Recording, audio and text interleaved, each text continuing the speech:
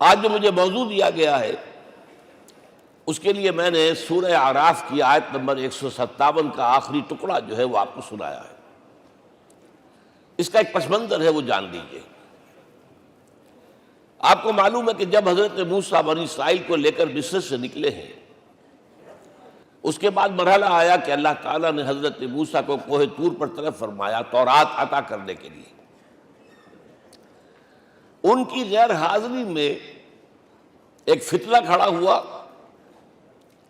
اور کچھ لوگوں نے ایک بچڑا بنا کر اس کی پرستش شروع کر دی بنی اسرائیل میں سے، سامری کا بنایا ہوا بچڑا۔ جب حضرت موسیٰ واپس آئے انہوں نے یہ دیکھا تو بہت غضبناک ہوئے، اور پھر اللہ تعالیٰ کے حکم سے فیصلہ ہوا کہ 12 قبیلوں میں سے جن لوگوں نے بھی یہ شرک کیا ہے ان کو انہی قبیلوں کے لوگ خود قتل کریں۔ کئی ہزار اسرائیلی قتل ہوئے۔ یہ بہت بڑا یوں سمجھیے کہ پرج ہوا ہے اس قوم کے اندر۔ اس کے بعد پھر مزید اللہ تعالیٰ کی خدمت میں استغفار کے لیے حضرت موسیٰ علیہ السلام اپنے 70 بڑے بڑے سردار جو تھے 12 قبیلوں کے، ان کو لے کر حاضر ہوئے۔ وہاں انہوں نے استغفار کیا اور ایک دعا کی، پروردگار وَاكْتُبْ لَنَا حَسَنَةً فِي الدُّنْيَا وَالْآخِرَةِ، ہمارے لیے نیکی کا اندراج کر دے، دنیا میں بھی آخرت میں بھی۔ جواب ملا اللہ تعالیٰ کی طرف سے، دیکھو عذاب تو میں جس کو چاہوں گا دوں گا، اور ویسے میری رحمت ہر شے کے ساتھ موجود ہے، ہر شے کا وجود میری رحمت سے ہے، لیکن ایک میری خاص رحمت ہے جو میں لکھ رکھوں گا ان لوگوں کے لیے جو میرے نبی امی آخری رسول ان پر ایمان لائیں گے صلی اللہ علیہ وسلم۔ وہ جب آئیں گے اور وہ نیکی کا حکم دیں گے، بدی سے روکیں گے، پاکیزہ چیزوں کو حلال قرار دیں گے، ناپاک چیزوں کو حرام قرار دیں گے، نوع انسانی کے اوپر جو بوجھ تھے جو اس وقت ہوں گے ان کو اتاریں گے۔ وہ جب آئیں گے تو جو لوگ فَالَّذِينَ آمَنُوا بِهِ نمبر 1، وَعَزَّرُوهُ نمبر 2، وَنَصَرُوهُ نمبر 3، وَاتَّبَعُوا النُّورَ الَّذِي أُنزِلَ مَعَهُ أُولَٰئِكَ هُمُ الْمُفْلِحُونَ۔ جو لوگ ان پر ایمان لائیں گے، ان کی تعظیم اور توقیر کریں گے، ان کی مدد کریں گے، اور جو نور ان کے ساتھ نازل کیا جائے گا یعنی قرآن، اس کی پیروی کریں گے، وہ ہوں گے جو فلاح پانے والے ہوں گے، میری خصوصی رحمت سے حصہ ان کو ملے گا۔ اب یہاں پہلے تو دعا کر لیجئے، اللہم ربنا اجعلنا منہم، اے اللہ ہم سب کو ان میں شامل فرما دے جو تیرے نبی کے ساتھ تعلق کی ان 4 بنیادوں کی شرائط کو پورا کر سکے، تقاضوں کو پورا کر سکے۔ اب ذرا ان میں سے ایک ایک کو لیجئے۔ ایمان جانی پہچانی چیز ہے، ایمان جسے کہتے ہیں، اس کی تشریح میں جانے کی ضرورت نہیں، وقت بھی محدود ہے، لیکن ایک بات سمجھنے کی ہے بہت ضروری۔ ایمان کے 2 لیول ہیں۔ ایک قانونی ایمان ہے جس کی بنا پر ہم ایک دوسرے کو مسلمان سمجھتے ہیں، اس کا تعلق اقرار باللسان کے ساتھ ہے، زبان سے کہنا اشہد ان لا الہ الا اللہ وحدہ لا شریک لہ واشہد ان سیدنا و مولانا محمدا عبدہ ورسولہ۔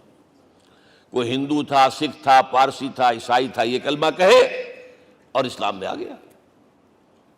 لیکن یہ زبانی کلامی ایمان جو ہے یہ انسان کی سیرت و کردار پر اثر انداز نہیں ہو سکتا۔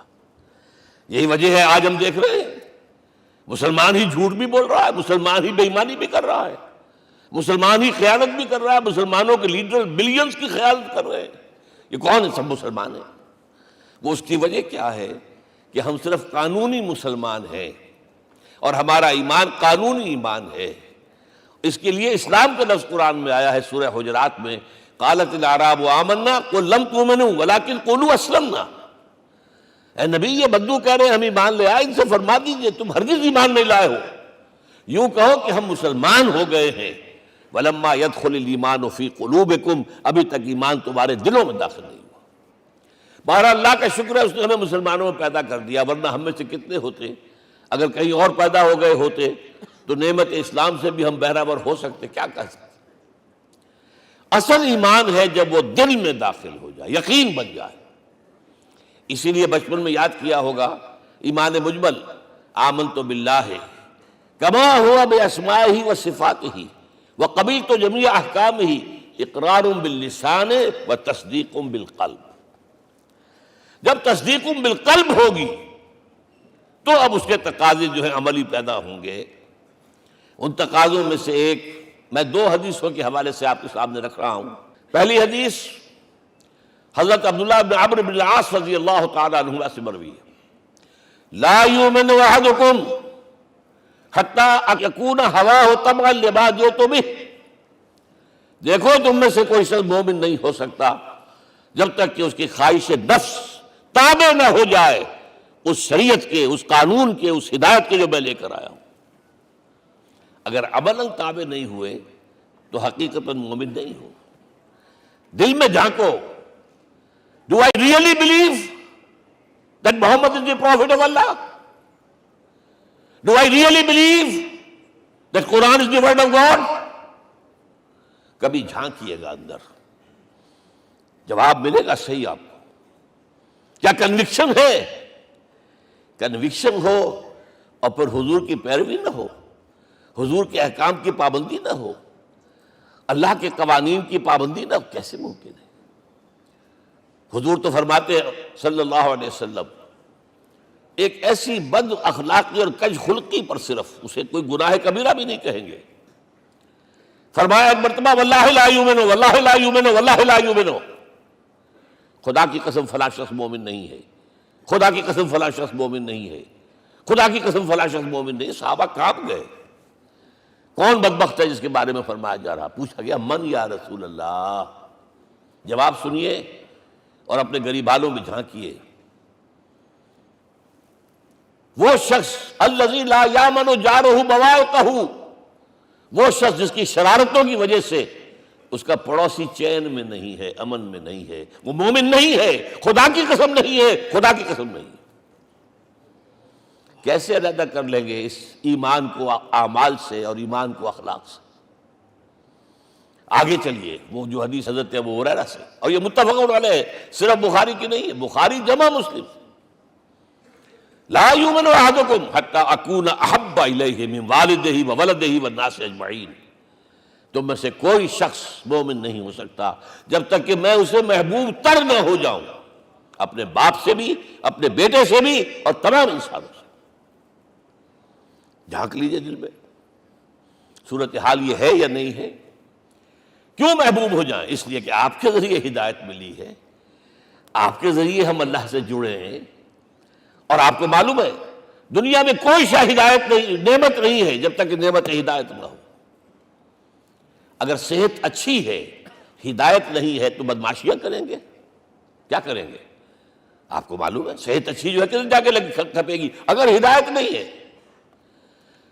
اگر دولت ہے، ہدایت نہیں، کیا کریں؟ گلچھرے اڑائیں گے، عیاشیاں کریں گے، لوگوں پر اپنی دولت کا روب گانٹیں گے۔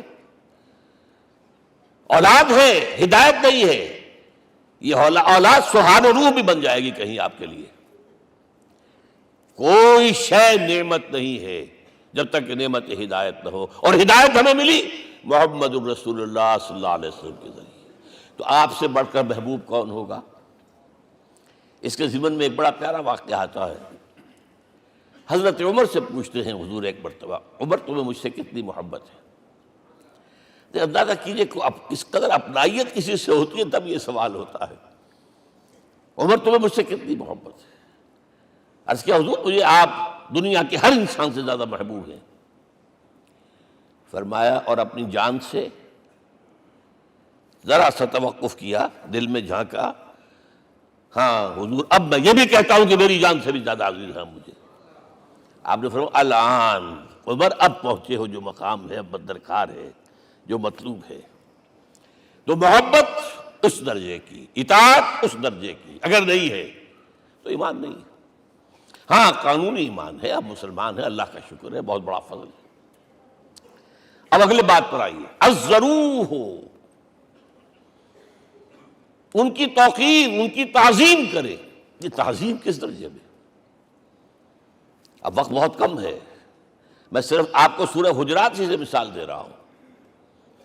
فرمایا گیا یا ایھا الذین آمنوا لا ترفعوا اصواتکم فوق صوت النبی ولا تجہروا لہ بالقول کجہر بعضکم لبعض ان تحبط اعمالکم وانتم لا تشعرون.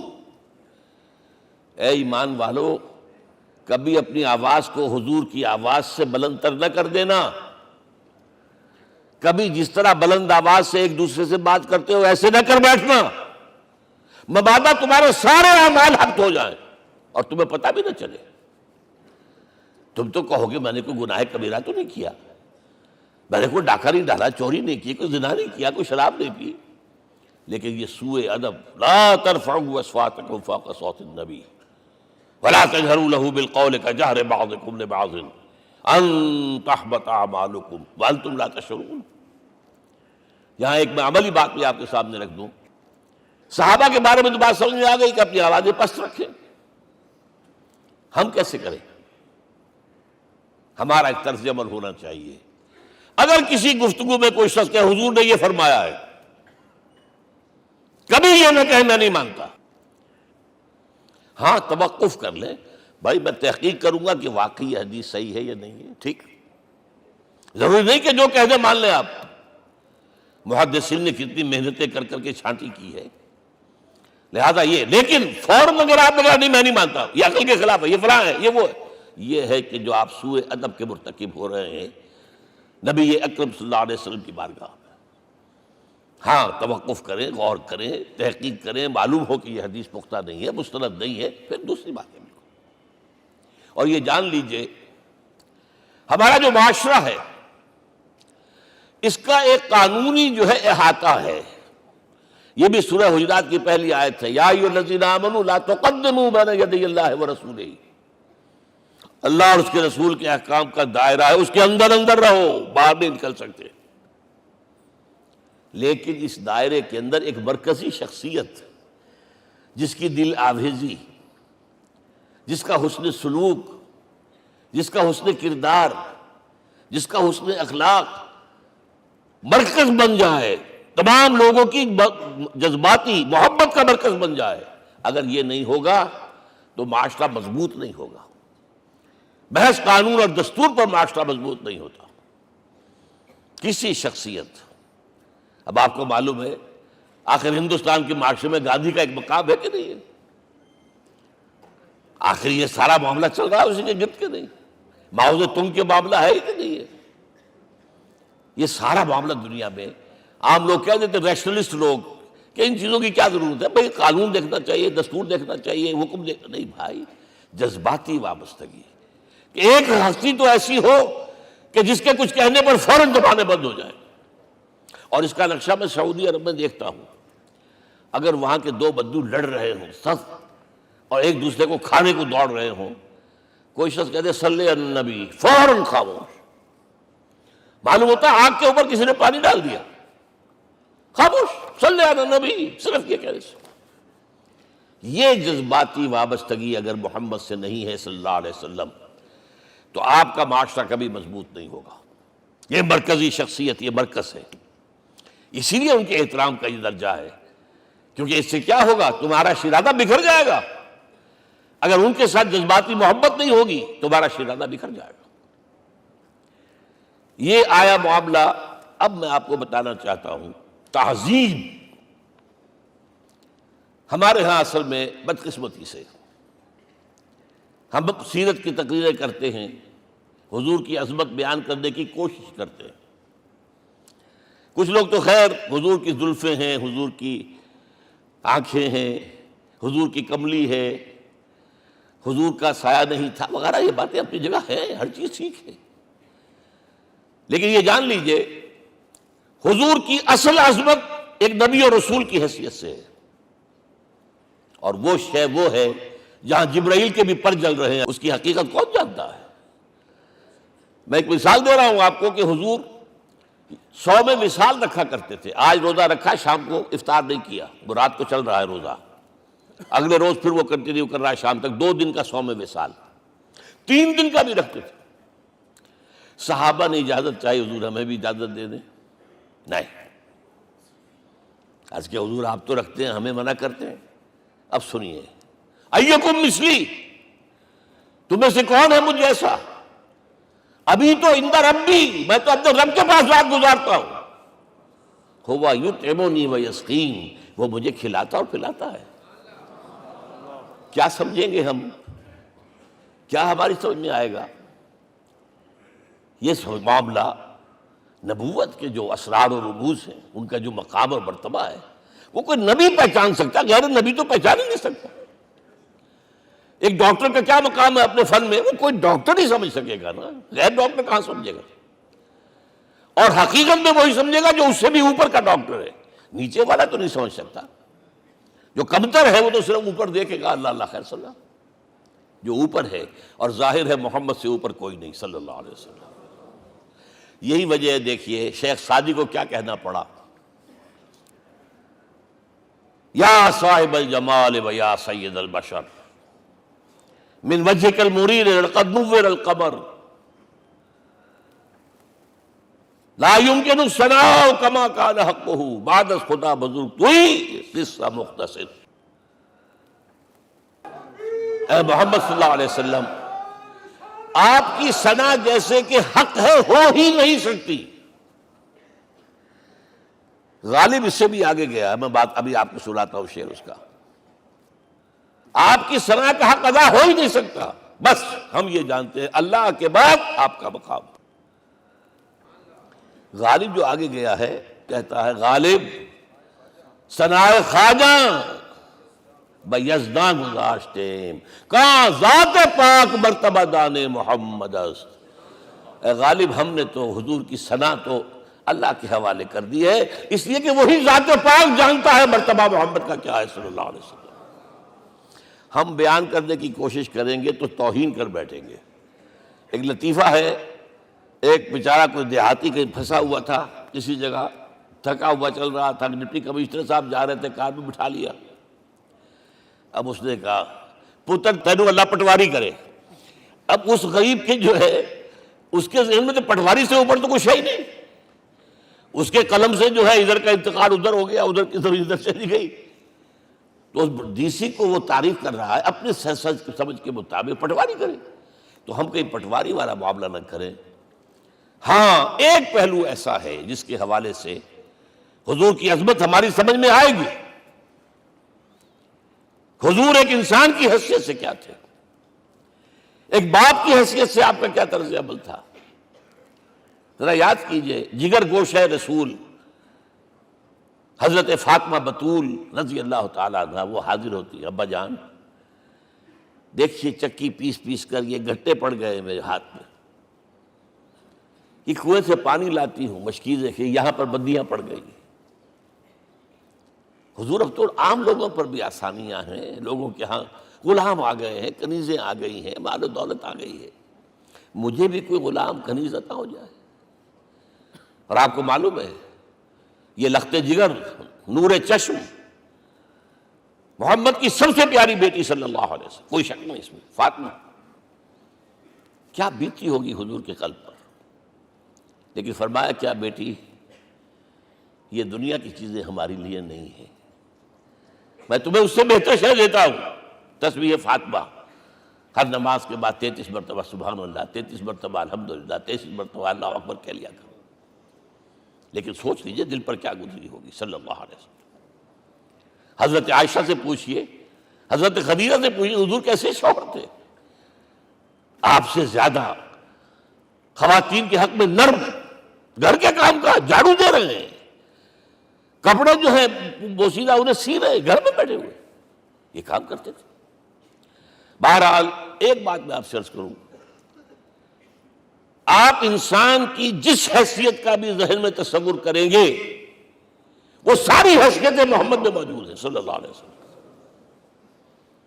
محمد حاکم کی حیثیت سے بھی ہیں،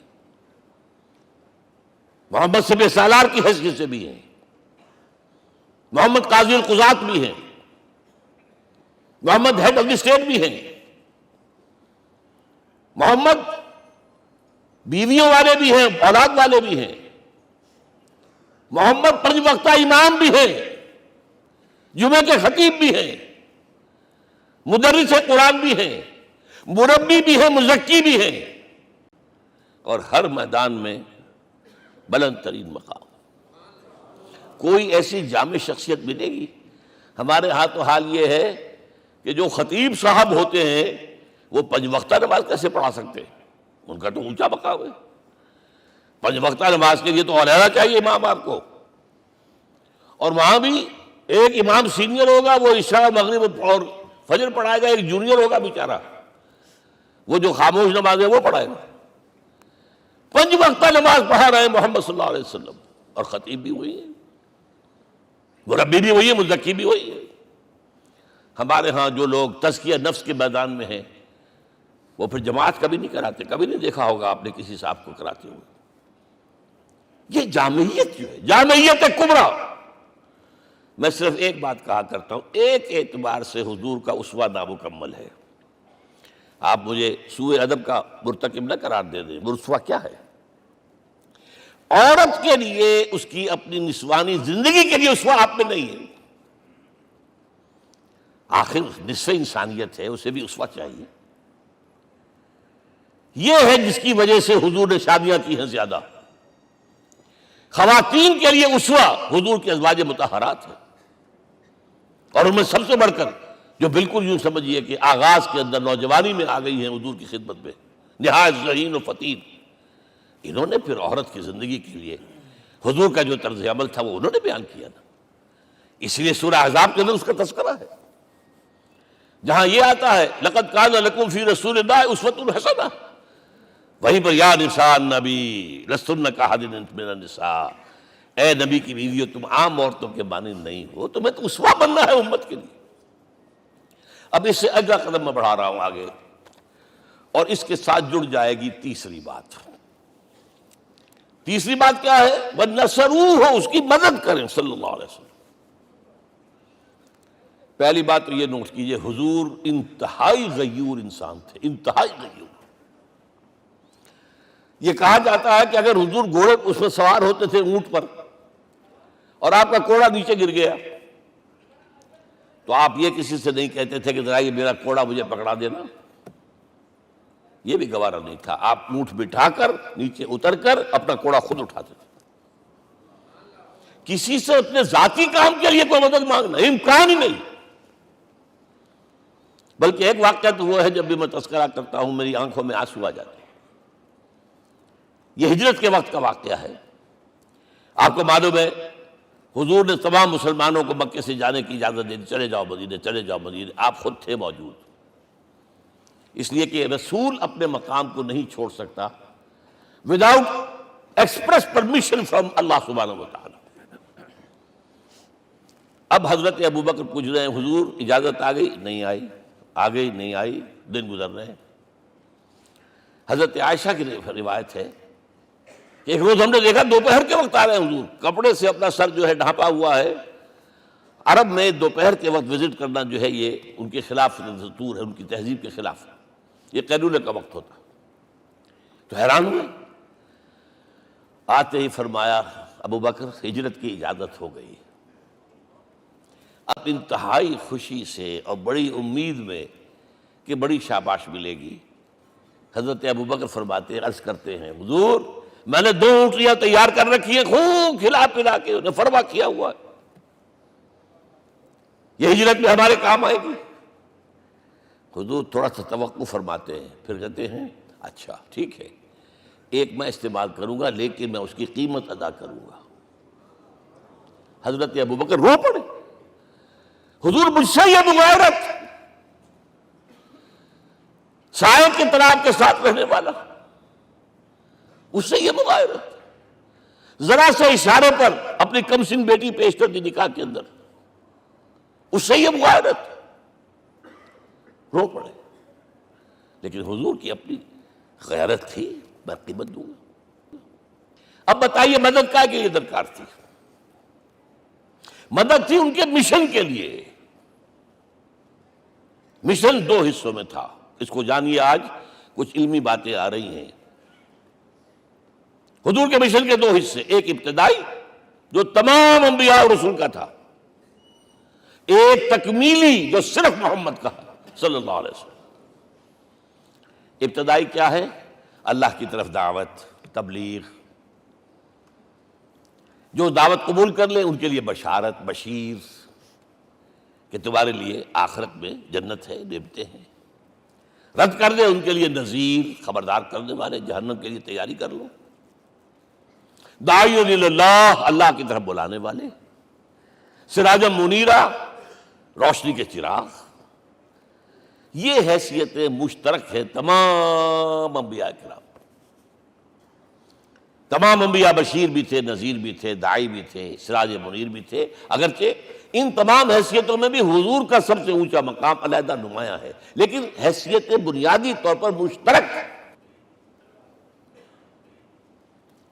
ایک حیثیت تکمیلی، اور وہ کیا ہے؟ اے نبی، جو دین آپ کو دیا گیا ہے صرف تبلیغ نہیں، صرف تعلیم نہیں، اس کو قائم کر کے دکھاؤ نظام زندگی کی حیثیت سے۔ 3 مرتبہ قرآن میں یہ الفاظ حضور کے لیے آئے ہیں، هو الذی ارسل رسولہ بالہدی ودین الحق لیظہرہ علی الدین کلہ۔ 3 دفعہ سورہ توبہ میں یہ الفاظ آئے، سورہ صف میں یہ الفاظ آئے، سورہ فتح میں یہ الفاظ آئے۔ وہی اللہ جس نے بھیجا ہے اپنے رسول کو صلی اللہ علیہ وسلم، الہدا، قرآن حکیم، ہدایت کاملہ، اور نمبر 2 دین حق۔ یہ 2 چیزیں دے کر بھیجا، کس لیے؟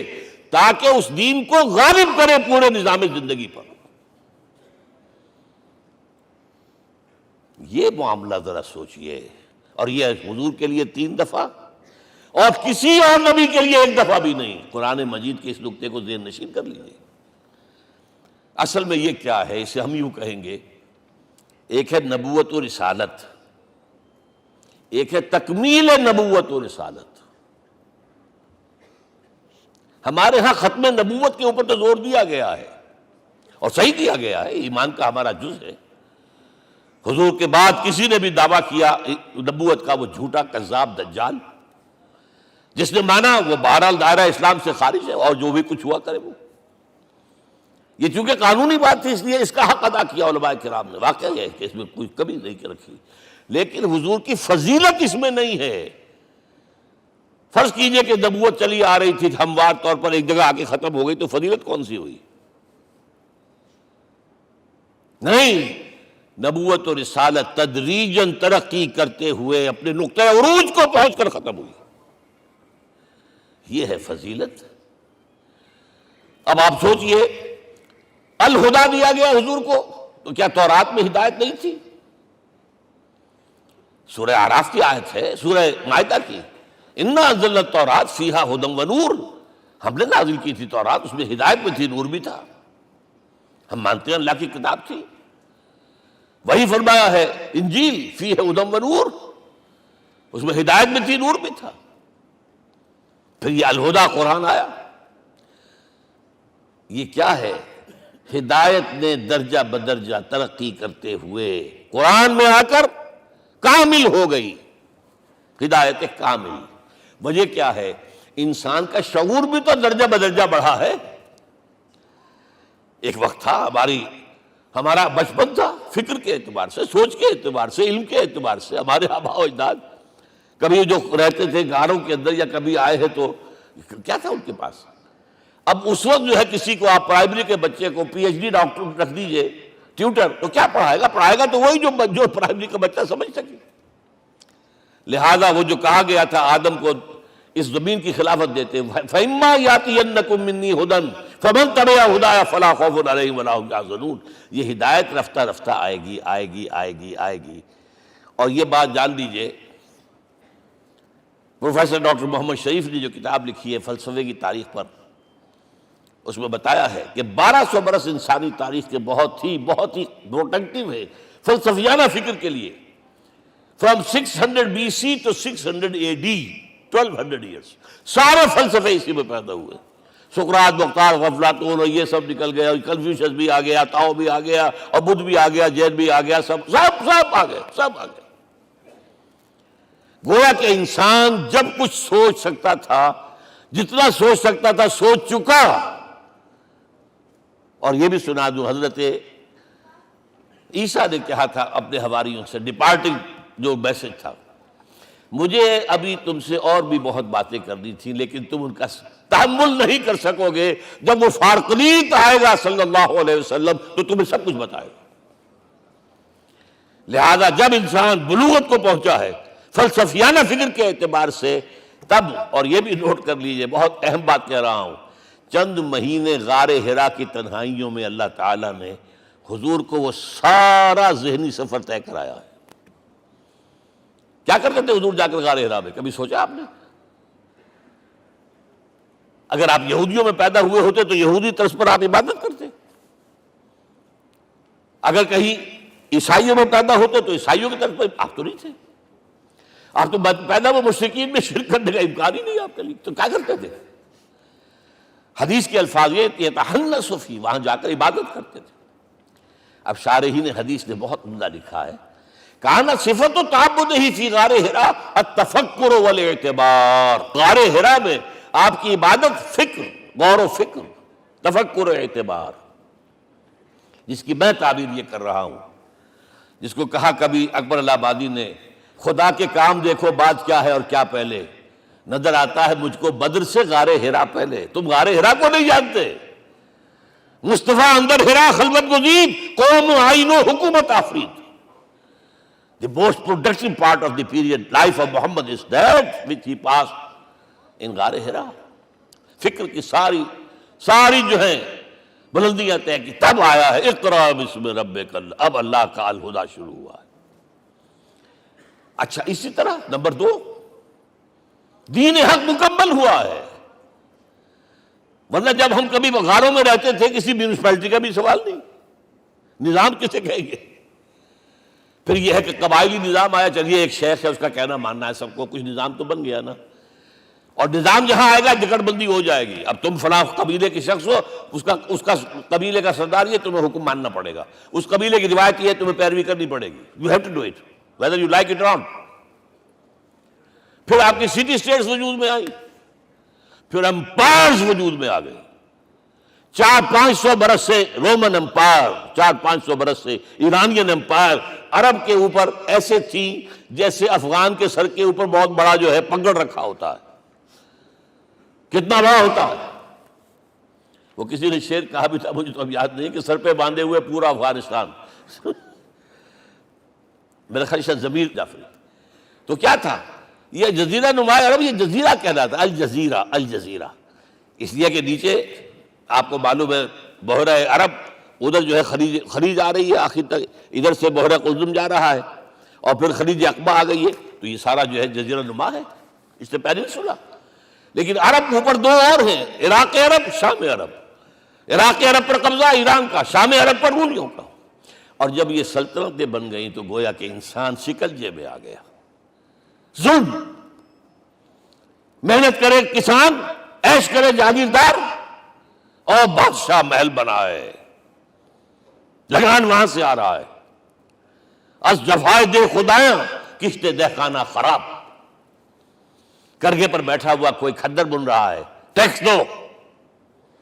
بادشاہ محل بھی بنائے گا، یاشیاں بھی کرے گا، سارا نسوانی حسن جو ہے کوہ قاف کا لے آئے گا اپنے ہاں، اور پھر فوج بھی رکھے گا، ذرا تم نے گردن اٹھائی تو تمہاری سرکوبی کرنے کے لیے فوج تیار ہے۔ یہ جب جکڑ بند آئی ہے انسان پر، تب محمد کو بھیجا گیا ہے۔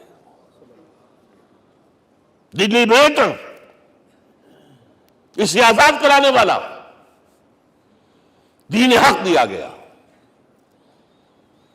یہ دین حق قرآن مجید میں اسی لیے کہا گیا، یہ میں کہہ رہا ہوں تکمیل رسالت النبوت۔ الیوم اکملت لکم دینکم واتممت علیکم نعمتی ورضیت لکم الاسلام دینا۔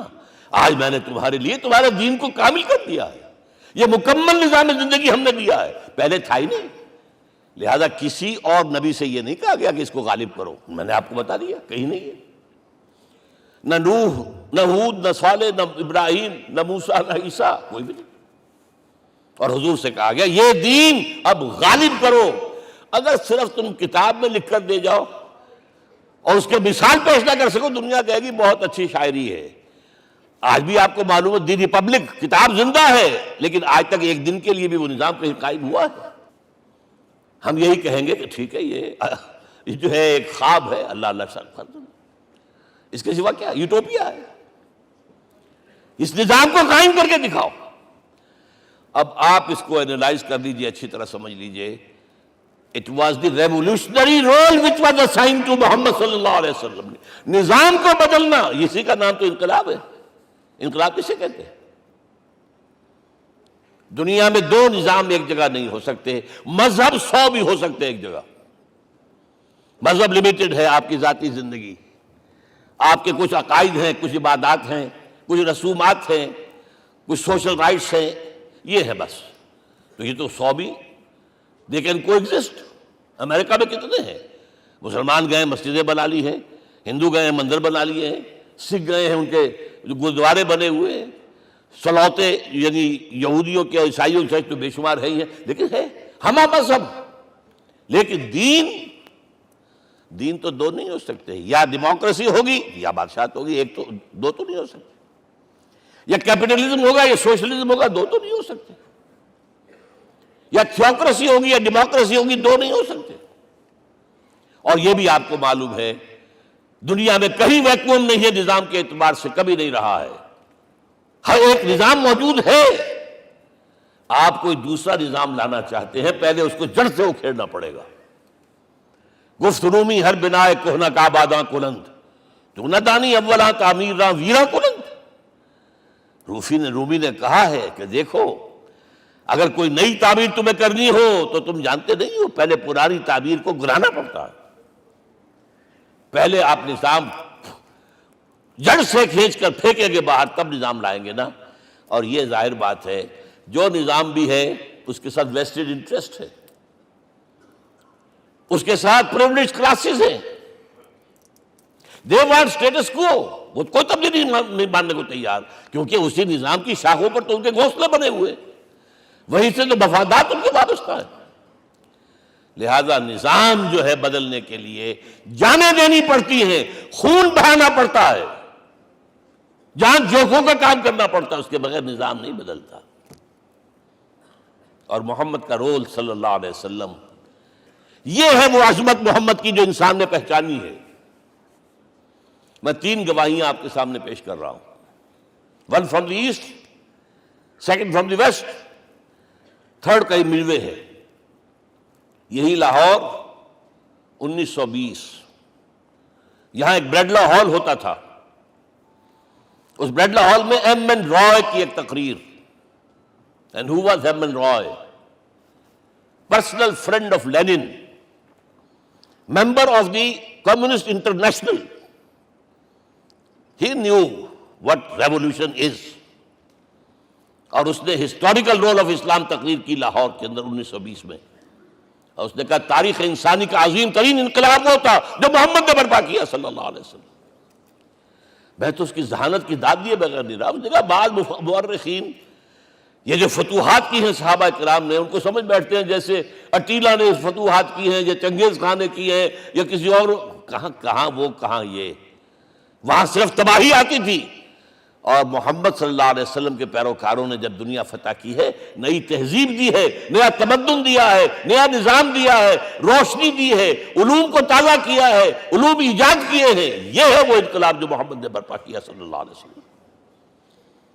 یہ کتاب آج بھی ہندوستان میں چھپتی ہے، بمبئی میں، دی ہسٹوریکل رول آف اسلام۔ اور میں سمجھتا ہوں کہ ہندو ہے، کمیونسٹ ہے اور گواہی دے رہا ہے۔ دوسرا، یہ تو چونکہ بڑی ریسنٹ پاسٹ کی بات ہے، ڈاکٹر مائیکل ہارٹ ایک کتاب لکھتا ہے دی 100، اس کا سب ٹائٹل کیا ہے؟ A selection and gradation of the 100 most influential personalities of the human race, human history۔ پوری انسانی نسل میں سے ان لوگوں کو چن لو جنہوں نے اس کی تاریخ کے دھارے کے رخ کو موڑا ہو۔ ادھر جا رہا تھا ادھر کر دیا، ادھر جا رہا تھا ادھر کر دیا۔ جن لوگوں نے بھی تاریخ کا دھارا موڑا، پہلے سلیکٹ کر لو، سلیکشن۔ 100 آدمی کا نام آ گئے، اب گریڈیشن ان میں سب سے زیادہ کس نے کیا؟ اور ٹاپ پر لایا محمد کو صلی اللہ علیہ وسلم۔ یہ کتاب تو اویلیبل ہے، پڑھیے۔ اور چونکہ عیسائی ہے اور حضرت عیسیٰ کو نمبر 3 پر لے گیا، غور کیجئے۔ نمبر 2 پر لایا نیوٹن کو، بابائے طبیعیات، اور پھر کہتا ہے naturally I owe an explanation. میں عیسائی ہوتے ہوئے I am placing Muhammad at one at top, how? This is because, یہ لفظ یاد کیجئے، this is because he is the only person supremely successful in both the religious and secular fields۔ ذہانت، وہ زندگی جو آج تقسیم کر دی گئی ہے، یہ مذہبی زندگی ہے، یہ سیکولر ہے، یہ ریاست ہے، قانون ہے، یہ ہے، اور اس کو علیحدہ رکھو بھائی، مذہب کو علیحدہ رکھو۔ وہ کہتے ہیں کہ یا تو مجھے ملتا ہے کہ وہ آدمی جو ادھر اونچا ہے تو دوسری طرف نیچا ہے، کچھ بھی نہیں، ادھر اونچا ہے تو ادھر کچھ نہیں۔ روحانیت میں، دین میں، اخلاق میں عیسیٰ سے اوپر کون جائے گا؟ لیکن حکومت میں، ریاست میں کوئی پدہ بھی نہیں رکھا، زیرو۔ مذہب کتنا بڑا پیدا کر دیا گوتم بدھ نے، لیکن ریاست، حکومت زیرو۔ اور بڑے سے بڑے جو ہیں شہنشاہ اور بڑے سے بڑے کانکرس، کوئی چلا آیا ہے، آپ سوچئے جو گریک آ رہا ہے، جو سکندر اعظم کہاں سے چل کر مقدونیہ سے کہاں پہنچ گیا؟ بیاس تک۔ اٹیلا کہاں سے پہنچ گیا؟ مشرق سے مغرب تک۔ لیکن مذہب و اخلاق کے اندر زیرو نہیں بلکہ مائنس ویلیو لانی پڑے گی۔ ایک ہی انسان ہے، آپ کم سے کم give credit to his honesty. ایک ہی انسان، دو ہے ہی نہیں۔ He is the only person supremely successful in both the religious and the secular fields. اب آئیے تیسری میں گواہی دے رہا ہوں ایک ایسے شخص کی جو ویسے شاتم رسول ہے، گالیاں دی ہیں اس نے، بدترین گالیاں دی ہیں، رقیق حملے کی، جیسے رشدی نے کیے ہیں، ایسے تسلیمہ نسرین نے کیے ہیں، سب اس طرح کے کیے ہیں۔ وہ ایچ جی ویلز ہے، فکشن سٹوری رائٹر، ہسٹورین بھی ہے، 2 کتابیں ہیں اس کی تاریخ پر، تاریخ انسانی عالم، short history of the world and concise history of the world. جو رقیق حملے کیے ہیں، میں اس کا ذکر نہیں اس لیے کر دیا کہ معلوم ہے وہ دشمن ہے، دوست نہیں ہے۔ اگر کسی کا دوست ہوگا تو تعریف کرے گا، وہ دشمن ہے، میں اسٹیبلش کرنا چاہتا ہوں، ہی از انیمی۔ اور عربی زبان کا ایک مقولہ یہ ہے کہ الفضل ما شہدت بہ الاعداء، فضیلت تو وہ ہوتی ہے جس کی گواہی دشمن دے۔ جب وہ آیا ہے concise history of the world میں، چیپٹر آخری حضور کا، جو حضور کے چیپٹر میں جو آخری بات خطبہ حجۃ الوداع کو کوٹ کیا ہے، لا فضل لعربی علی عجمی ولا لعجمی علی عربی ولا لأحمر علی اسود ولا لأسود علی احمر الا بالتقوی۔ کسی عرب کو کسی عجمی پر کوئی فضیلت نہیں، کسی عجمی کو کسی عرب پر کوئی فضیلت نہیں، کسی گولے کو کسی کارے پر کوئی فضیلت نہیں، اور کسی کالے کو کسی گورے پر کوئی فضیلت نہیں، ہاں تقوی کے ساتھ فضیلت ہے۔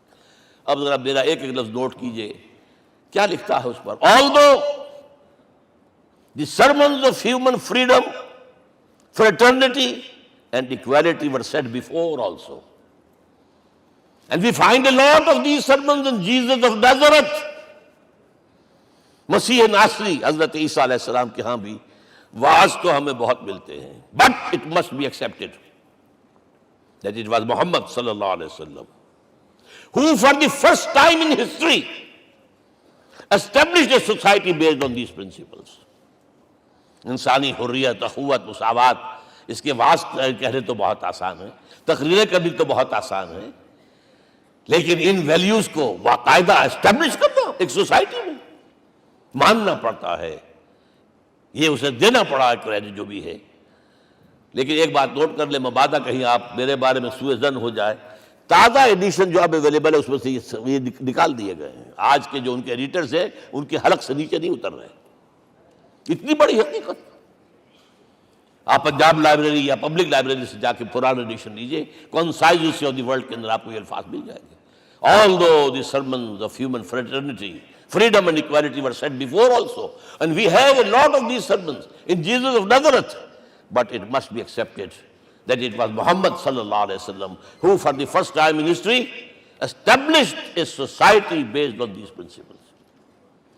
اب یہ جو مشن میں نے آپ کے سامنے رکھا، ایک بنیادی مشن قرآن کی تبلیغ کرو، تبلیغ کرو، تبلیغ کرو، تبلیغ کرو. یا ایھا رسول بلغ ما انزل الیک من ربک وان لم تفعل فما بلغت رسالتہ. نمبر 2، جو دین حق دیا اسے غالب کرو، قائم کرو، نافذ کرو، اس کی مثال پیش کرو دنیا کے سامنے. ان دونوں میں مدد درکار تھی محمد الرسول اللہ کو. جیسے حضرت مسیح نے کہا تھا، وَإِذْ قَالَ عِیسیٰ ابْنُ مَرْیَمَ لِلْحَوَارِیِّینَ مَنْ أَنصَارِی إِلَى اللَّہِ، کون ہے میرا مددگار اللہ کی راہ میں. جیسے کہ اللہ فرماتے سورہ حدید میں، بڑی پیاری آیت ہے، بڑی ریولوشنری آیت ہے، بلکہ میں لفظ استعمال، بڑی ننگی انقلابی آیت ہے قرآن مجید کی. اتنا صاف اللہ تعالیٰ ہی سچ بول سکتا ہے، کوئی اور تو ضرور کہیں نہ کہیں اس کے اوپر کوئی کپڑا ڈال کے بات کرے گا. آیت نمبر 25 آف سورۃ الحدید، لقد ارسلنا رسلنا بالبینات، ہم نے اپنے رسولوں کو بھیجا واضح نشانیوں کے ساتھ، معجزات کے ساتھ. وَأَنزَلْنَا مَعَهُمُ الْكِتَابَ وَالْمِيزَانَ، ان کے ساتھ کتاب اتاری، شریعت اتاری، میزان اتاری، نظام اتارا. لِيَقُومَ النَّاسُ بِالْقِسْطِ، تاکہ لوگ عدل پر قائم ہوں. اس لیے کتاب کیوں بھیجی، رسول کیوں بھیجے، نبی کیوں بھیجے، وحی کیوں بھیجی؟ تاکہ لوگ عدل پر قائم ہوں. یہ اس سے بڑی آیت کوئی ہوگی؟ عدل اجتماعی، سوشل جسٹس. اب اگلا ٹکڑا پڑھیے، وَأَنزَلْنَا الْحَدِيدَ، ہم نے لوہا بھی اتارا ہے، فِيهِ بَأْسٌ شَدِيدٌ، اس سے اسلحہ بنتا ہے، جنگی قوت ہے. وَلِيَعْلَمَ اللَّهُ مَن يَنصُرُهُ وَرُسُلَهُ بِالْغَیبِ، اور اللہ دیکھ لینا چاہتا ہے کون ہے اس کے وفادار بندے جو لوہے کی طاقت کو ہاتھ میں لے کر اللہ اور اس کے رسول کی مدد کرتے ہیں. دین اللہ کا، اسے قائم کرنا اللہ کی مدد ہے، اسے قائم کرنا محمد کا فرض ہے، اس کے جد و جہد کرنا محمد کی مدد ہے صلی اللہ علیہ وسلم. یہ تھی نصرت. اور یہ نصرت آپ کو معلوم ہے حضور کی زندگی میں صحابہ کرام نے کی ہے کہ نہیں کی؟ جو شخص ایمان لایا فوراً داعی بن گیا، فوراً. ابو بکر ایمان لائے، اور 6 جو ہیں عشرہ مبشرہ میں سے چوٹی کے صحابہ، وہ ان کی دعوت پر ایمان لائے. سعد ابن ابی وقاص، طلحہ، زبیر، عثمان، سعید ابن زید، یہ سب کون ہیں؟ حضرت ابو بکر کی دعوت. نوجوان ہیں. مصعب بن عمیر کو گھر سے نکال دیا چچا نے، اور برہنہ کر کے نکالا ہے کم وقت نے، اس لیے کہ باپ مر گیا تھا، بہت دولت چھوڑ گیا تھا. ماں نے بڑے ناز و نام میں پالا تھا. کہتے 200 درہم کا جوڑا اس کا بن کر آتا تھا شام سے. جیسے کبھی ہم کہتے تھے کہ پنڈت نہرو کے کپڑے جو ہے پیرس سے سل کر آتے ہیں. اور جہاں سے گزر جاتا تھا مصعب، اتنا اس نے لگایا ہوتا تھا عطر کہ پوری گلی جو ہے وہ خوشبو سے جو ہے بھر جاتی تھی. چچا نے بلایا، تم جو یہ گلچھرے کر رہے ہو اپنے باپ کی دولت پر نہ، اور تم اسے کہتے ہو کافر، نکل جاؤ گھر سے. وہ چلنے لگے. He was a ten ager. چلنے لگے. وہ سمجھا تھا کہ میرے یہ کہنے سے اس کے تو اس کو تارے نظر آ جائیں گے، یہ فوراً جو ہے توبہ کرے گا، پلٹ آئے گا. چلنے لگے تو اسے اور غصہ آیا، یہ کپڑے بھی اسی باپ کے ہیں، اتارو. وہی اتارے کپڑے. مادرزاد برہنہ ہو کر ماں کے پاس گئے ہیں.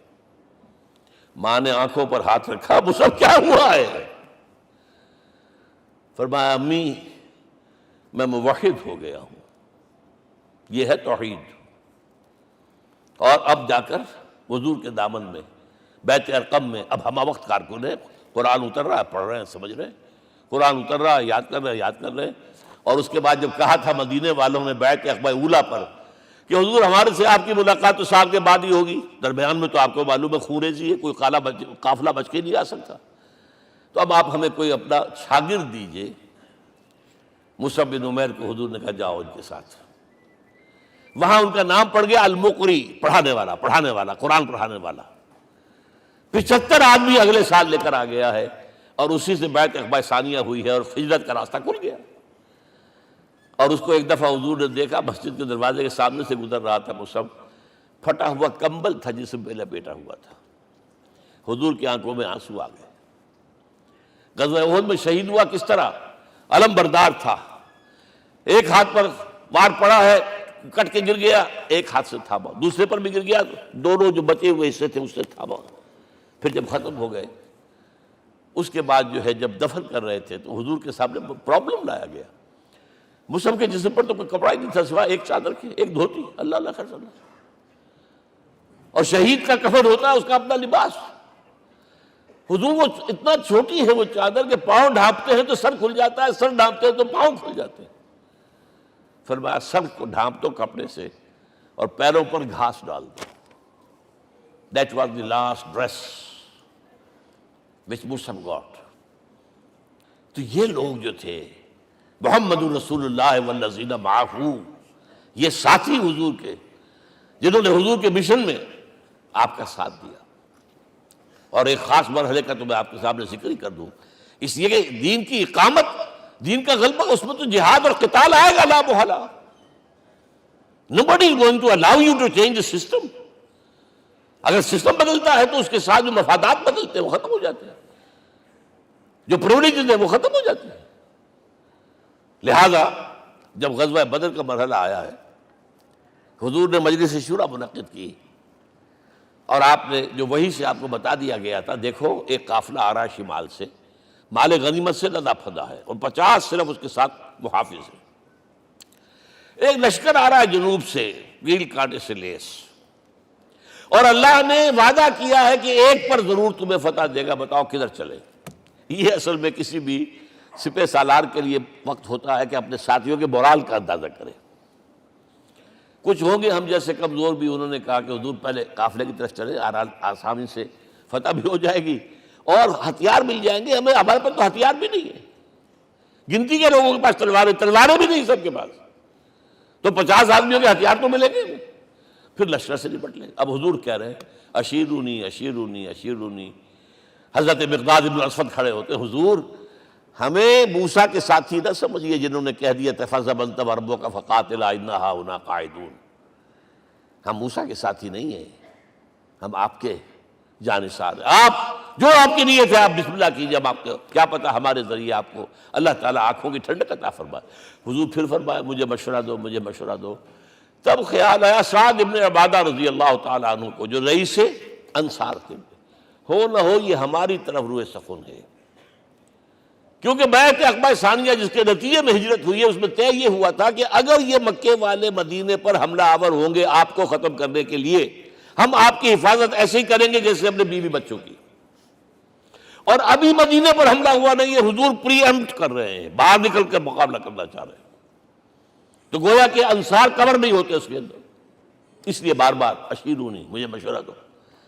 اب سعد بن عبادہ کھڑے ہوتے ہیں، کانک تعنینا یا رسول اللہ صلی اللہ علیہ وسلم.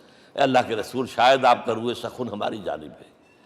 فإنا آمنا بک وصدقناک، ہم آپ پر ایمان لا چکے ہیں، ہم نے آپ کی تصدیق کی، اب ہمارے پاس چوائس کون سا ہے؟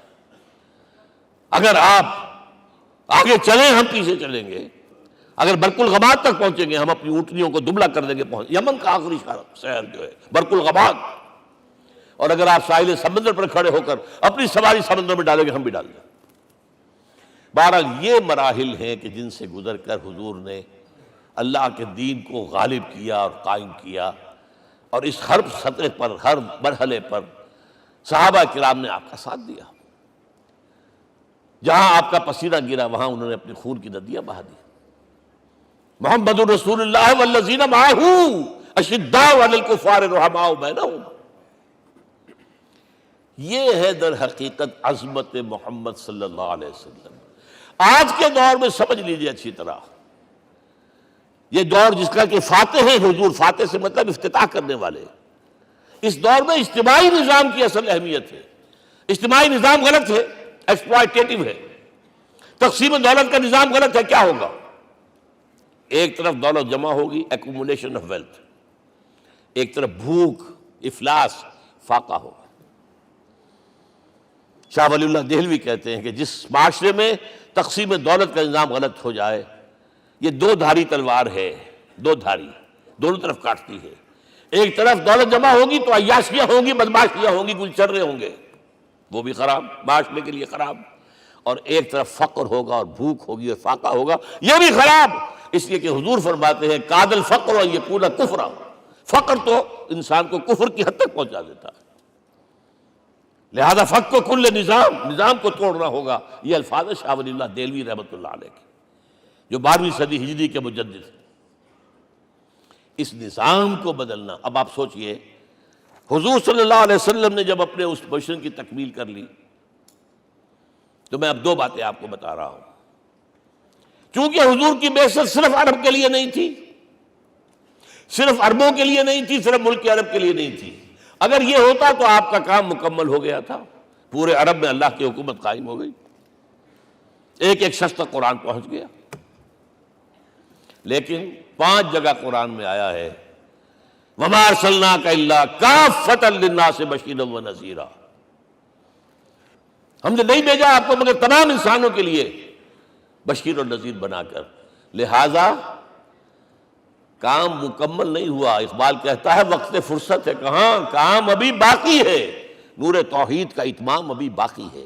یہ بھی تکمیل رسالت کا مظہر ہے کہ حضور سے پہلے کوئی رسول پوری نوع انسانی کے لیے نہیں بھیجا گیا، آپ پہلے رسول ہیں اللہ کے اور آخری جو پوری نوع انسانی کے لیے بھیجے گئے۔ حضرت عیسیٰ نے بھی یہی کہا تھا اپنے حواریین سے، تو سینٹ پال نے اسے تبلیغی مذہب بنایا ہے۔ انجیل میں اب بھی الفاظ موجود ہیں کہ I have been sent in search of the lost sheep of the house of Israel، میں تو اسرائیل کے گھرانے کی کھوئی ہوئی بھیڑوں کی تلاش میں بھیجا گیا ہوں، صرف بنی اسرائیل کے لیے۔ قرآن بھی کہتا ہے رسولا الی بنی اسرائیل، واحد رسول ہیں جو پوری دنیا کے لیے بھیجے گئے۔ اچھا کہہ دینا تو آسان ہو گیا، اس کا مطلب کیا ہے؟ جب تک پوری دنیا پر اللہ کا دین غالب نہ ہو، محمد کا مقصد بعثت ہنوز شرمندہ تکمیل ہے، اور یہ ہوگا، اس کی خبر دی ہے۔ یہ ایک تحفہ میں لے کر آیا آپ کے لیے، 8 صفحے ہیں، لیکن یہ سمجھیے کہ یہ سونے کے حروف سے شر لکھے ہوئے ہیں، وہ احادیث، وہ آیات جن میں حضور نے خبر دی ہے کہ پوری دنیا پر اللہ کا دین غالب ہوگا۔ ہو نہیں سکتا کہ دنیا ختم ہو جائے اور محمد کا مقصد بعثت ابھی مکمل نہ ہو، ناممکن۔ ان آیات کو پڑھیے، ان میں پھر احادیث پڑھیے۔ میں صرف 2 حدیثیں آپ کو سنا دوں۔ ایک میں حضور نے اپنے زمانے سے لے کر قیامت تک کے 5 ادوار گنائے ہیں، آپ پڑھ لیجیے گا، ٹیکسٹ ہے یہ، اور خدا کے لیے اس کی قدر کیجیے گا، یہ آیات ہیں، احادیث پھینک نہ دیجیے خدا کے لیے کہیں۔ اور اس کے اندر جو ہے اس وقت کے جو مایوسی کے اندھیارے ہمارے اوپر چھائے ہوئے ہیں، اس کا علاج ہے کہ نہیں، اور بھی دور فلک ہیں ابھی آنے والے، ناز اتنا نہ کریں ہم کو ستانے والے۔ بہرحال حضور نے جب اپنا مشن عرب کی حد تک مکمل کر لیا تو اب ایک بات نوٹ کیجئے، خطبہ حجۃ الوداع 1.25 لاکھ کا بجوا، حضور نے اپنے اس خطبے میں اپنی تعلیمات کے جو اہم نکات تھے انہیں اور دہرایا 3 مرتبہ ایک بات کی ہے۔ لاؤڈ سپیکر تو تھا نہیں، پہلے آپ ادھر رخ کرتے تھے، آپ کہتے تھے کچھ، ادھر لوگ آدمی آگے کھڑا ہوا اس کو آگے پہنچاتا اور آگے پہنچاتا تھا، پھر آپ سامنے رخ کر کے کہتے تھے، پھر بائیں طرف رخ کر کے 3 مرتبہ، ایک لفظ 3 مرتبہ۔ آخر میں ایک سوال کیا ہے، الا هل بلغت، دیکھو لوگوں میں نے پہنچا دیا یا نہیں؟ کیونکہ قرآن میں تحدید آئی تھی، اے نبی، یا ایھا النبی بلغ ما انزل الیک من ربک وان لم تفعل فما بلغت رسالتہ، اے نبی جو کچھ تم پر نازل کیا گیا اللہ کی طرف سے پہنچا دو، اور اگر نہیں کیا تو رسالت کا حق ادا نہیں ہوگا۔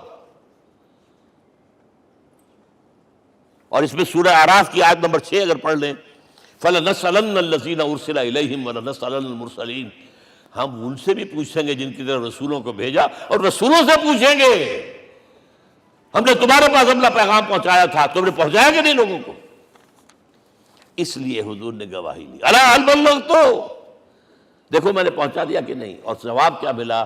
انا نشہد انک قد بلغت رسالۃ وادیت الامانۃ ونصحت الامۃ وکشفت الغمۃ، ہم گواہ ہیں حضور آپ نے رسالت کا حق ادا کر دیا، امانت کا حق ادا کر دیا، ہماری خیر خواہی کا حق ادا کر دیا، اور گمراہی کے اندھیرے جو ہے انہیں چھانٹ کر رکھ دیا۔ اب آپ نے آسمان کی طرف نگاہ کی، انگشت شہادت سے وہی 3 مرتبہ اللہم اشہد اللہم اشہد اللہم اشہد، اللہ تو بھی گواہ ہے، یہ مان رہے۔ یہ ہے سائی آف ریلیف، یہ بوجھ جو میرے کندھے پر آیا تھا اِنَّا سَنُلْقِي عَلَيْكَ قَوْلًا ثَقِيلًا، یہ اب منتقل ہو گیا، اب امت کو منتقل ہوا۔ لہذا آخری لفظ کیا تھا؟ فَلْيُبَلِّغِ الشَّاهِدُ الْغَائِبَ، اب جو یہاں موجود ہیں ان کا فرض ہے کہ پہنچائیں ان کو جو یہاں نہیں ہے۔ میں صرف تمہارے لیے رسول نہیں ہوں، ایک ایک فرد نوع بشر تک دنیا میں جو اس وقت ہے، اور ایک ایک فرد نوع بشر جو آخر تک آئے گا قیامت تک، اس تک قرآن پہنچانا تمہارے ذمہ ہے۔ ہم نے نہیں پہنچایا، اسی لیے آج ہم اللہ کے عذاب میں ہیں۔ آج کیوں ذلیل کے کل تک نہ تھی پسند گستاخی فرشتہ ہماری جناب میں؟ 1.5 بلین مسلمان، لیکن عزت نام کی کوئی شے ہے؟ G7 G9 G11 G13 G15 کوئی مسلمان بھی ہے ان میں؟ نہ 3 میں نہ 13 میں، نہ G7 میں نہ G15 میں، نن۔ اتنی بڑی تعداد، سیکیورٹی کونسل میں کسی سیٹ کی امید ہے؟ نن۔ آپ کے وسائل پر ان کا قبضہ ہے، آپ کی ٹیکسیشن کے احکام وہاں سے آ رہے ہیں۔ ریٹ بڑھاؤ، چینی کے اس کے بڑھاؤ، اور فلاں کے بڑھاؤ، اور بجلی کے بڑھاؤ، اور تیل کے بڑھاؤ، کیا ہو رہا ہے؟ کیوں ذلیل ہے؟ اور نمبر 2، آج دنیا میں خون اگر بہ رہا ہے تو صرف مسلمان کا ہو گیا، مانند آب ارزاں مسلمان کا لہو۔ 60 سال سے کشمیر اور فلسطین، پھر درمیان میں صومالیہ، چچنیا، کوسوو، یہ سب بوسنیا، پھر آپ کو معلوم ہے فلپائنز، پھر جو کچھ ہوا افغانستان میں، اور جو کچھ ہوا اب ہو رہا ہے، جو کچھ ہوا عراق میں۔ یہ کیوں ہے؟ We are criminals number 1. We have not done our duty. ہم نے قرآن کو اپنا امام نہیں بنایا، دوسروں کے سامنے کیا پیش کریں گے؟ ہمارا اپنا سارا نظام سود کے اوپر مبنی ہے۔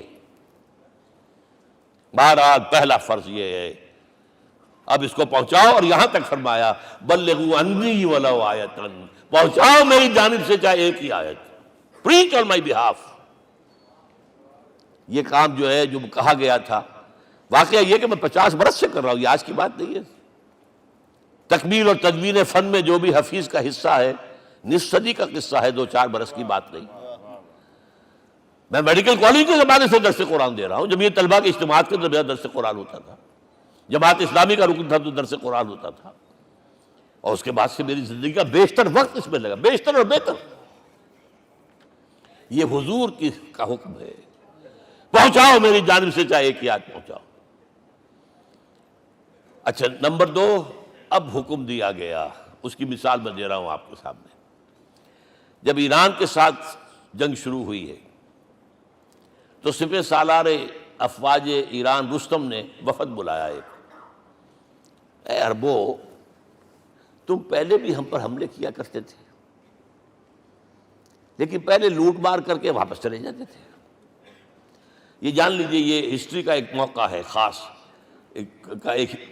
کہ ایک سیٹلڈ سویلائزیشنز ہوتی ہیں، اور ایک وہ جو رہتے ہیں سطح مرتفع پر، وہاں پانی نہیں ہوتا، وہ فصل کہاں سے آ جائے گی؟ یا ریگستان میں جو وہاں بستے ہیں وہ کیا کرتے ہیں؟ وہ وقتاً فوقتاً جاتے ہیں، جھپٹا مارتے ہیں، لوٹ مار کرتے ہیں، لے کر وہاں سے دولت آتے ہیں، اسی پر ان کی گزارا تھا۔ تم پہلے بھی آیا کرتے تھے، لوٹ مار کر کے چلے جاتے، اس دفعہ پیچھا بھی چھوڑ رہے بولے کیا؟ ایسی پیاری، یہ کئی روایتوں میں آیا ہے، الفاظ مختلف ہو سکتے ہیں۔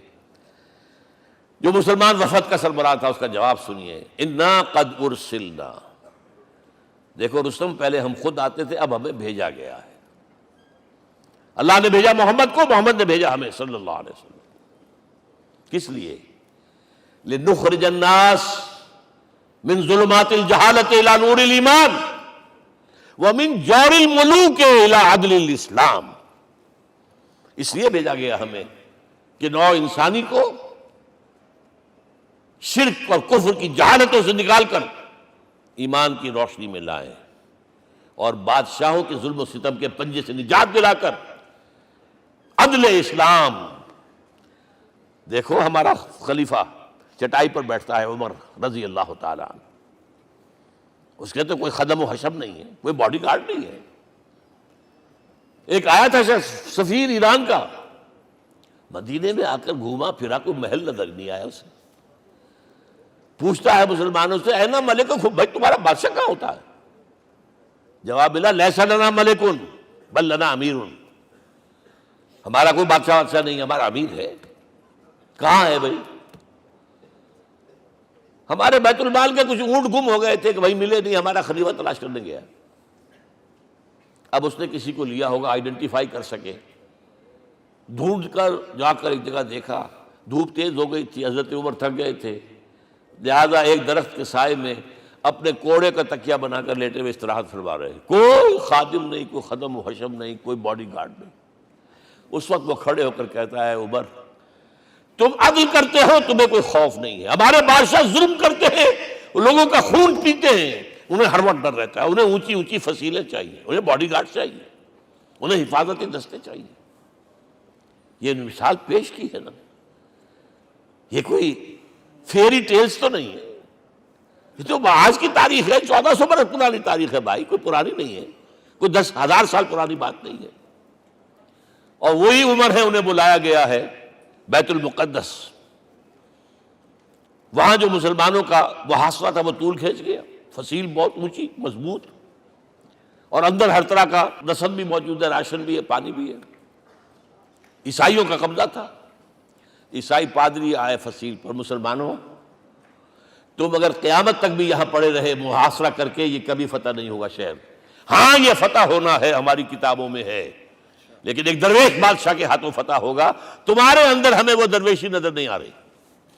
وہ چونکہ کچھ عرصہ ہو گیا تھا، شام میں پہنچ گئے تھے، خربوزے کو دیکھ کے خربوزہ رنگ پکڑتا ہے، اچھا لباس پہننا شروع کر دیا. اور وہاں تھے امین هذه الامہ ابو عبیدہ بن الجراح رضی اللہ تعالی عنہ، یکی 10 مبشرہ. ان کا فوراً کلک کیا، یہ بادشاہ مدینے میں بیٹھا ہوا تو ہے. یہاں سے ریکویسٹ کی گئی ہے آپ تشریف لائیے. اب 700 میل کا سفر ہے، کوئی ذاتی سفر نہیں، کسی بیٹے کے کنووکیشن میں کے لیے نہیں گئے ہیں، کوئی انٹوریج نہیں ہے، کچھ نہیں.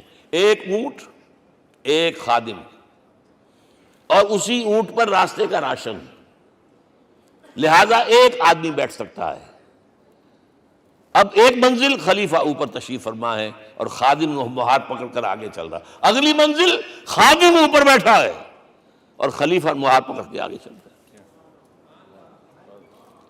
جب آخری منزل آئی ہے تو باری ہو گئی اس خادم کی. اس نے ہاتھ جوڑ دیے، خدا کے لیے لوگ دیکھیں گے، مجھے ماریں گے، تمہیں شرم نہیں آئی؟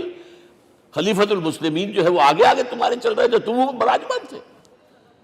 حضرت عمر نے ڈانٹ پلائی، دوڑو نہیں، باری تمہاری ہے. وہ بیٹھا ہوا اوپر، حضرت عمر پھنکیل پکڑ کر آ رہے ہیں، اور بیچ میں کہیں کیچڑ آ گیا تھا، جوتیاں بھی ہاتھ میں پکڑی ہوئی ہیں. اب وہاں آتے ہی انہیں لے جایا گیا فصیل کے سامنے. انہوں نے اوپر سے اپنی کتابیں دیکھیں، ہاں یہی ہے درویش بادشاہ. یہ فتح نہیں ہوا تھا یروشلم، یہ ایک صلح کے طور پر انہوں نے دیا ہے، کھول دیا، آ جاؤ. اور انہوں نے شرط رکھوائی تھی کہ کہیں یہاں یہودیوں کو آباد نہیں ہونے دیں گے آپ. حضرت عمر نے اتنی رعایت کی تھی یہودیوں کے لیے کہ وہ یہاں آئیں، اپنے مقدس مقامات کی زیارت کر کے جا سکتے ہیں، لیکن یہاں سیٹل نہیں ہو سکتے. اس لیے وعدہ تھا. یہ وعدہ جو ہے سلطان عبدالحمید خان تک چلا ہے. بڑی سے بڑی رشوت پیش کی تھی زائرنسٹ نے، تمہارے سارے قرضے ہم ختم کر دیں گے، تم جو ہے ہمیں فلسطین میں آباد ہونے کا حق دے دو. نہیں، جو معاہدہ عمر کا تھا اس میں کوئی ترمیم نہیں کر سکتا. تو یہ مثالیں ہیں جو پیش کی گئی ہیں. میں تو کہا کرتا ہوں، جب میں نے پڑھا تھا کہ کرنل جمال عبد الناصر کی بیٹی سائیکل پر جاتی ہے کالج، چون لائی کی بیٹی بھی سائیکل پر کالج جاتی ہے، احساس ہوا تھا عظمت ہے نا آخر، چاہے وہ کسی غیر میں ہو. اور واقعہ یہ ہے کہ میں بیان کرنے سے رہ نہیں سکتا. جب میں نے لال بہادر شاستری کے بارے میں سنا، he had no house in the whole of India. یہ تو بھارت کی ڈیموکریسی کا ایک معجزہ ہے. A person who doesn't own a house in the whole length and breadth of India, and he rose to the position of Prime Minister. ہمارے ہاں کسی میونسپلٹی کا جو ہے ممبر نہیں بن سکتا، اس کی بیوی اپنے گھر میں خود کھانا پکاتی تھی، کوئی ملازم نہیں تھا۔ اور جب ہارٹ اٹیک ہوا ہے تاشقند میں، تو وہ جو مرتے دم بات کی ہے اس نے ماتا جی سے کی ہے، بیوی سے نہیں کی۔ یہ ہماری مشرقی روایات ہیں، ماں کا مقام۔ لیکن یہ تمام مثالیں جو ہیں، پوری نوع انسانی 10 مرتبہ پیدا ہو کر ختم ہو جائے، حضرت عمر والی مثالیں نہیں لا سکتے۔ رات کو گشت کر رہے ہیں، ایک جگہ سے رونے کی آواز آئی، معلوم ہوا کہ بچے ہیں، بھوکے ہیں، رو رہے ہیں۔ ماں سے پوچھا گیا کیا معاملہ ہے، کہ کیا کروں، کچھ نہیں ہے، میں نے یہ آنڈی چڑھا دی ہے، چولہے کے اوپر آگ جلا دی ہے، بچوں سے کہا کچھ پک رہا ہے، ذرا انتظار کرو، سو جائیں گے۔ کانپ گئے، ایسے گئے سیدھے بیت المال، آٹے کی بوری اپنے غلام سے کہا میرے کندھے پر رکھ، میں پہلے چلتا ہوں۔ نہیں، قیامت کے دن تم میرا بوجھ نہیں اٹھا سکو گے۔ اپنے کندھے پر بوری رکھ کر لائے ہیں، کھانا پکوایا، کھلایا بچوں کو۔ اب اگر حضور یہ کہے کہ سید القوم خادم ہوں، تو یہ حقیقت تھی کہ نہیں تھی؟ ورنہ اگر یہ مثال نہ آتی تو کہتے جی شاعری تو اچھی ہے، بہت اچھا شعر کہہ دیا، کوئی سردار بھی کبھی خادم ہوا ہے۔ اب یہ ہے کہ یہ نظام دنیا میں، بس آخری بات میں آ گیا ہوں، یہ خوشخبریاں میں آپ کے ساتھ یہ تحفہ لے کر آیا، یہ پڑھیے کہ نظام دوبارہ آنا ہے۔ محمد کی پیشن گوئی غلط نہیں ہو سکتی، وہ صادق المصدوق صلی اللہ علیہ وسلم۔ اگرچہ ابھی ہمیں اور سزائیں ملنی ہیں، اور سخت سے سختر سزائیں آنی ہیں۔ ابھی آرمگڈون سر پر تنی ہوئی ہے، کھڑی ہوئی ہے، ملحمۃ العظمیٰ جسے حدیث میں کہا گیا۔ آرمگڈون پتہ نہیں آپ نے کبھی سنا ہے کہ نہیں سنا ہے؟ یہ بائبل کی آخری کتاب جو ریولیشن جان ہے، اس میں ہے کہ ایک بہت بڑی جنگ ہوگی، گریٹر اسرائیل بنانے کے لیے بہت بڑی جنگ ہوگی، and you set the stage has been set for that۔ NATO تیار اسی کے لیے ہو رہا ہے دوبارہ۔ کس لیے؟ نیٹو چیف سے پوچھا گیا تھا کہ تمہارا دشمن جو تھا USSR تو ختم ہوا، گھٹنوں کے بل پڑا ہوا ہے، اب کس کے لیے اس کو ایکسٹینڈ کر رہے ہو اور آرگنائز کر رہے ہو؟ اب ہمیں مسلم فنڈامنٹلسٹ سے نمٹنا ہے۔ یہ ہے وہ کروسیڈ جو شروع ہوئی۔ یہودی اور عیسائی نیو کنزرویٹوز، نیو کونس، یہ دونوں جڑے ہوئے ہیں، ایک 5 پوائنٹ ایجنڈا ہے ان کا جس پر دونوں کا اتفاق ہے۔ تو ابھی ہم پر بڑے برے وقت آنے ہیں، ہمیں سزائیں ابھی اور ملنی ہیں، لیکن tables will be turned۔ دنیا میں اللہ کا دین قائم ہوگا، چاہے ابھی اور اپس اینڈ ڈاؤنز آئیں گے، لیکن ہوگا، لیکن ہوگی، وہ وقت آئے گا اللہ کا دین قائم ہوگا پوری دنیا میں۔ ایک حدیث میں آپ کو سنانے چلا تھا، حضرت ثوبان سے رضی اللہ تعالیٰ عنہ، مسلم شریف کی روایت ہے۔ حضور نے فرمایا ان اللہ زوالی الارض، اللہ نے میرے لیے پوری زمین کو لپیٹ دیا۔ فرائیت مشارقہا و مغاربہا، میں نے اس کے سارے مشرق دیکھ لیے، سارے مغرب دیکھ لیے۔ وَإِنَّ أُمَّتِي سَيَبْلُغُ مُلْكُهَا مَا زُوِّئَ لِي مِنْهَا، میری امت کی حکومت ان تمام علاقوں پر قائم ہو کر رہے گی جو اللہ نے زمین کو لپیٹ کر مجھے دکھا دیے۔ یہ ہونا ہے، and that is going to be the end of this world۔ Armageddon بھی آ جائے گی، پہلے ملحمۃ العظمیٰ بھی آئے گا، سزائیں بھی ملیں گی، بالآخر وہ ہوگا۔ لیکن آخری بات، میرے اور آپ کے لیے مسئلہ لمحہ فکریہ کیا ہے؟ میں اور آپ کہاں کھڑے ہیں؟ Are we on the side of Allah or on the side of America؟ بہرحال یہ تو جو اپس اینڈ ڈاؤنز آنے ہیں، میرے اور آپ میں سے ہر شخص کے سوچنے کی بات یہ ہے، یہ تو انقلاب تو آئے گا، حضور کے ذریعے سے آیا، کچھ لوگ حضور کے ساتھی بن گئے، ان کی دنیا بن گئی، آخرت بن گئی، قیامت میں کے بعد جو کچھ ملنا ہے اللہ تعالیٰ روح و ریحان و جنت النعیم۔ کچھ رہ گئے کہ چاہے سگا چچا تھا، محروم رہ گئے، ابو لہب۔ آج بھی یہ قافلہ ادھر چل رہا ہے۔ اقبال نے بالکل ٹھیک کہا ہے کہ دنیا کو ہے پھر مار کا روح و بدن پیش، تہذیب نے پھر اپنے درندوں کو ابھارا، اللہ کو پامر دیے مومن پہ بھروسہ، ابلیس کو یورپ کی مشینوں کا سہارا۔ اور صحیح کہا ہے، آخری بات جو کہہ رہا ہوں، ایک نقطہ میرا رہ گیا ہے، وَاتَّبَعُوا النُّورَ الَّذِي أُنزِلَ مَعَهُ، چوتھی بات، اور یہ کہ وہ لوگ جو اس نور کا اتباع کریں گے کہ جو ان کے ساتھ نازل کے قرآن، اس لیے کہ قرآن ہی ذریعہ ہے، آلہ انقلاب ہے۔ قرآن انسانوں کو بدلتا ہے، افراد کو، افراد مل کر جماعت بن کر وہ جو انقلاب برپا کرتے. بٹ انڈیویجول چینج، اقبال کے الفاظ میں چوں بجا در رفت جہاں دیگر شود، یہ قرآن اگر کسی کے باطن میں اتر جاتا ہے تو اس کے اندر انقلاب آ جاتا ہے. He is a change person from within واتبعوا النور الذی انزل معہ. لیکن آخری دور کے بارے میں یہ چند اشعار سنا رہا ہوں.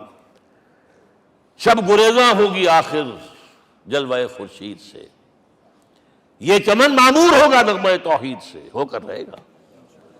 اور پھر دلوں کو یاد آ جائے گا پیغام سجود، پھر جبیں خاک حرم سے آشنا ہو جائے گی.